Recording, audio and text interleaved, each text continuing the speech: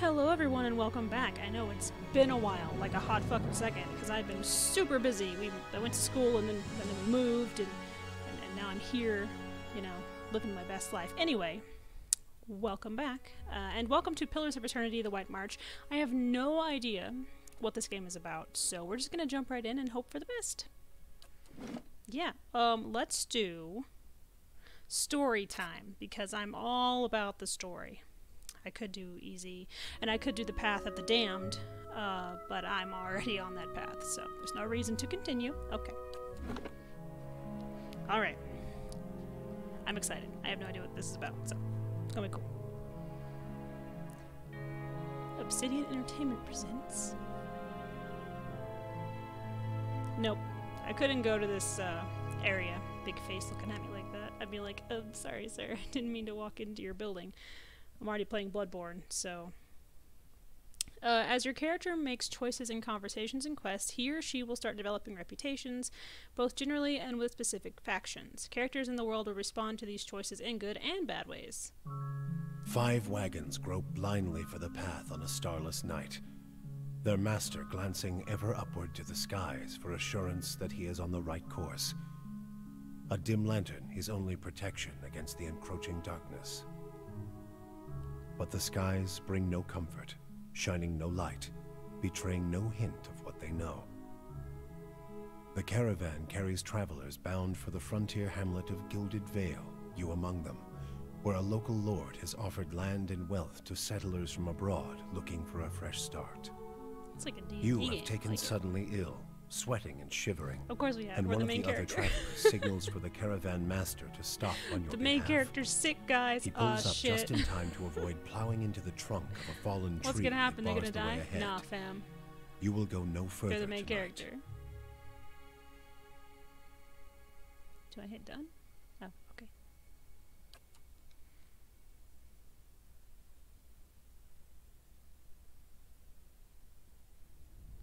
Ooh, okay, well, as usual, I'm gonna play as, probably as a guy, but let's just read this over here. The place of men in society varies from culture to culture. Cultures like Adir and the Direwood place them at the forefront of military politics and heavy labor. Among the tribes of Nassatak, men perform many of the homesteading and organizational duties. In Ire Glanfath and Ixamital, hope I'm saying that right, men and women have more fluid social roles. In all societies, there are expectations to the rule, and men can be found in a wide variety of stations and professions. Okay, let's see what it says about ladies. A woman's role in Eora is largely dependent on where she is from. In the Ader Empire, Valian republics, and the Direwood, women occupy many domestic, educational, and organizational roles. They are the primary hunters, soldiers, and leaders of the tribes of Nassatak. In Glanfath and Ixamital, women and men have more fluid social roles. So basically the same on that. But so in Direwood, the women occupy many of the domestic, educational, and organizational roles, and then but in Nassatak, they're primary hunters, soldiers, and leaders of tribes. And then over in Air Glanfath and Ixamitil, it just depends, I guess. Male or female culture. That's cool. You can pick culture, maybe. Yes. I want to pick a culture. Give it. Oh, I have to pick what I want to be first? Oh, so I can... Oh, okay. Oh, ooh, look at me. Look at my eyebrows. Damn. They fucking stick out there, too. I'd be afraid of getting them, like, caught on something.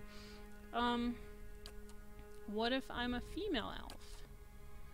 Well, I'm a little short stack. I can get you where it hurts. I'm gonna be a dude. I pretty much almost always play as a guy, so. Godlike. The fuck is that? Whoa! Oh, so I'm like a fucked up fire tiefling. Orlon. Elf. Dwarf. A Mao? Is that a kitty cat person? What is that? Oh, they have attributes I should be paying attention to. The mighty Omao are the largest of the Kith races and are commonly found in or near oceans. Though not truly aquatic, they have an affinity for water and many other civilizations such as Rautai are based on naval dominance. They are known for their unparalleled strength. Okay. Yeah, a dwarf would have... Ooh. The godlike are children of the Kith, or civilized races, who have been blessed with physical aspects associated with the gods, though some do not consider it a blessing. These aspects may take many forms and often come with mystical powers. Aberrant head shapes are typical, and godlike are unable to wear protective headgear, as it is near impossible to find anything that fits or will not catch on fire. Because of their unusual nature and their inability to reproduce, godlike are often viewed with fear and wonder. I'm gonna go with elf. I don't know, I like elves, so. Class, pale elf or wood elf? Oh. It is unclear exactly how long ago the Pale Elves, or Glamfelin, came to the southern polar regions of the world, but they have lived there for at least 12,000 years based on their continuous contact with Aumau traders. They appear to be among the most stationary ethnic groups in the known world, migrating within the polar region but seldom venturing far north. They are rare in all northern lands, and most people consider them exotic if they have seen one at all. I have elemental endurance against burn and freeze. That's about it. I'll be a pale elf. I like the look. Oh, my class. I want to steal shit. I could also be like a bard type situation. Well, there's not really one here. I wonder if that's like a chanter. Oh, he's got. Oh my fucking god, bro. Calm down. I'm gonna be a rogue. Rogue is my favorite. You don't need to tell me about the rogue. I know what they do. Crippling strike? Oh no, wait. So crippling strike attacks his or her enemy's ability to move around effectively, inflicting extra damage to and hobbling an enemy successfully hit. Okay, what about blinding strike? Target blinded for 10 seconds, which may come in handy. Let's do blinding strike. I like that one. That one sounds good. I have 15 points.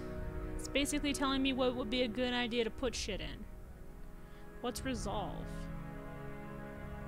Fearlessness and the emotional intensity they can project to others. Ooh, I like being able to talk people into doing what I want. Might. Highly recommended for the rogue. Dexterity is very important when it comes to being a rogue. Perception. I'm good at finding traps. It's what I do. Intellect. I'm gonna say that I don't need too much intellect because I'm a guy who likes to sneak into places and touch things that don't belong to me, so. Let's see here. Dexterity I think is gonna be my big one. And perception for sure. Might or resolve. Let's do might. I don't know what mine does, but Constitution, I didn't even look at that shit. Okay, let's do some Constitution. I am a rogue, which means if I'm not careful, I could get my ass handed to me. So I do need a little bit of life. Okay. Culture. Adir. The Adir Empire is currently the largest and most powerful force in this part of the world. It is centered around the equator and has a tropical climate. The empire, so Adir is a tropical place.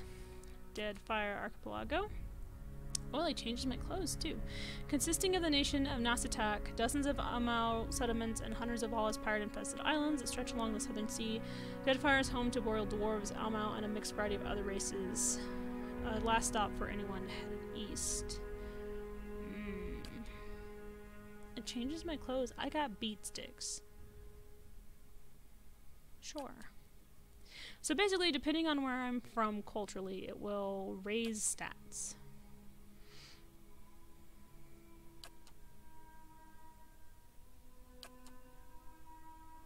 Ooh, I'm necky. Perception, might. I think maybe I might want to do one that gives me high dexterity or high resolve. Let's do the Archipelago. I like that one. Oh, my background. Aristocrat. Explorer. Laborer, merchant, slave. Ooh, drifter has, and so does hunter. Let's see here. Let's do, I know what +1's my lore, but I think I might do hunter for stealth and survival. Let's do that. I like that I can just do whatever the fuck I want. Facial hair? Nah, I don't need facial hair, bro. So I can change, what does this change? Oh, my clothes. Well, obviously we're gonna be in red and purple. I mean, that's just common sense. Ooh, it changed my pants. Oh, well, let's do the primary color as purple. A light purple. And we'll do the secondary color, my pants, as a deep blood red. Skin, we're supposed to be pale, right? Like hella pale? That's not pale. That looks like, you know what? I look like a sea monster. Looks like a zombie. I'll do this one. Hair. Ooh. Let's do this pure white. Don't need facial hair. I want to be that guy that people look at and they're like, is that a guy or a girl? And it's like, fuck if I know, dude. What kind of hair we got going on here?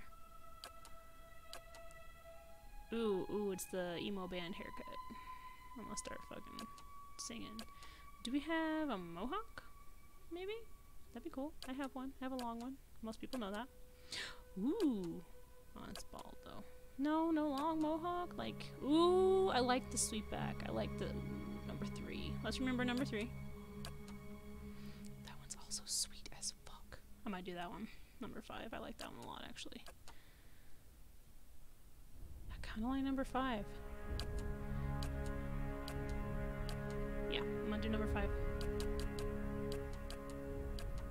Boom. Me likey. It's too bad I can't make my hair really dark then. I think it'd look really cool. Oh, I can do a picture of myself too. Let's find a guy who looks, you know what? That guy's, oh, ooh, sassy. I should get a picture that looks nothing fucking like me. Like, at all. Okay, we're gonna go, oh, there's, that's spooky. Okay. What? That looks like a tiefling. Now I want to go back. Could I be a tiefling? That's fine. We'll be an elf for now, and if I get tired of the elf, I'll be a tiefling looking motherfucker. Let's do this guy. He looks very, The Witcher. Sure. Coggy? Oh, my voice. Yeah? That doesn't tell me much. I'll lead the way. Yeah. Let's go! To whispers and shadows. Is that Natsu? Yeah? I've got this. That's Natsu. I'm doing one. It's Natsu. Let's name you. Since I've been on a Heaven Official's Blessing kick, not Watchong. Definitely not. Except.